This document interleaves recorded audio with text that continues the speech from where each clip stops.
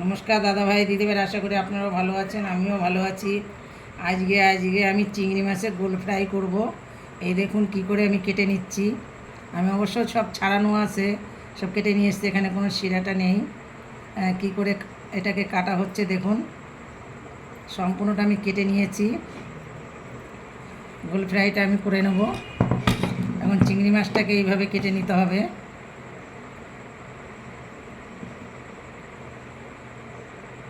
সামান্য একটু একটু করে কাটতে হবে, বেশি একটা না।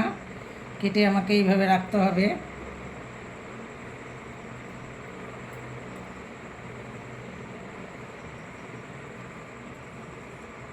কারণ নিত্য নতুন ভিডিও দেখুন, এই যে কোনো রেস্টুরেন্টে যাবেন, বিয়েবাড়ি যাবেন, সব জায়গায় এটা করা হয়। আমার এই যে করা হয়ে গেছে, এটাকে আমার করা হয়ে গেছে। এখন আমি করে নেব,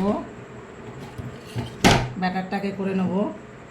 এখানে আমি দিয়ে দিয়েছি 3 চামচি ময়দা, আর এখানে আমি দিয়ে দিয়েছি 2 চামচি কর্নফ্লাওয়ার।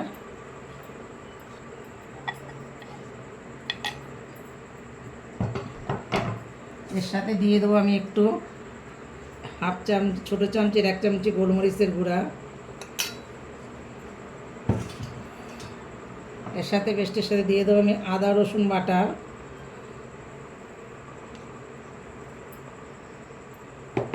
সাথে দিয়ে দেবো আমি একটু সামান্য একটু লবণ। আর সাথে দিয়ে দেবো আমি একটু কাঁচা লঙ্কা বাটা।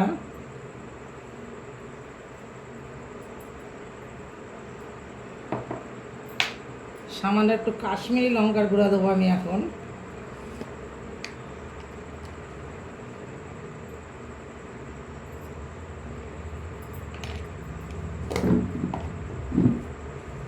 তার সাথে দিয়ে দেবো কিছুটা সাদা তেল।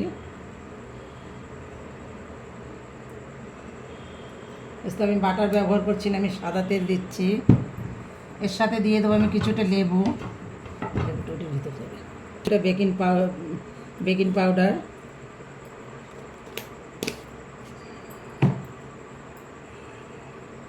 আমি এর ভিতরে দিয়ে দেবো জল। আমি কিন্তু এখানে ঠান্ডা জল ব্যবহার করছি, অল্প অল্প জল দিয়ে আমি ব্যাটারটাকে করে নেব। এটাকে আমি ম্যারিনেট করে নেব। একটুখানি আদা রসুন বাটা দিচ্ছি, আদা রসুন বাটা, একটু কাঁচা লঙ্কা, একটু লবণ।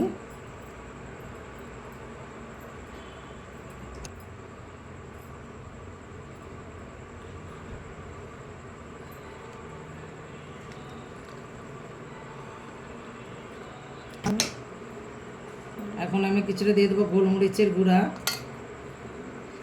এটাকে আমি ম্যারিনেট করে আমি আধ ঘন্টার মতন রেখে দেবো।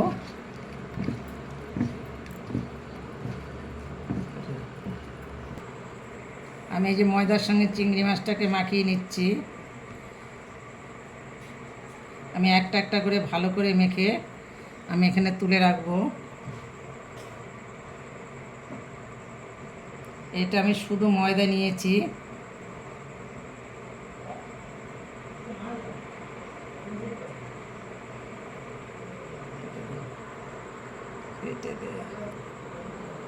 মেখে নিয়েছি। এখন দেখুন আমি ব্যাটারটা করে নিয়েছি। এটাকে আমার তেল গরম হয়ে গেছে, আমি একটা একটা করে ছেড়ে দেবো।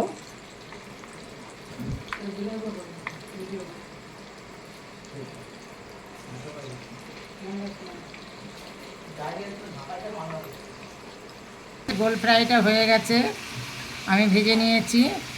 এই যে দেখুন চিংড়ি মাছের গোল ফ্রাই। আমাকে একটা আমার চিংড়ি মাছের গোল ফ্রাইটা দেখে আমাকে একটা কমেন্ট, লাইক, শেয়ার করবেন, তাতে আমি খুব খুশি হব।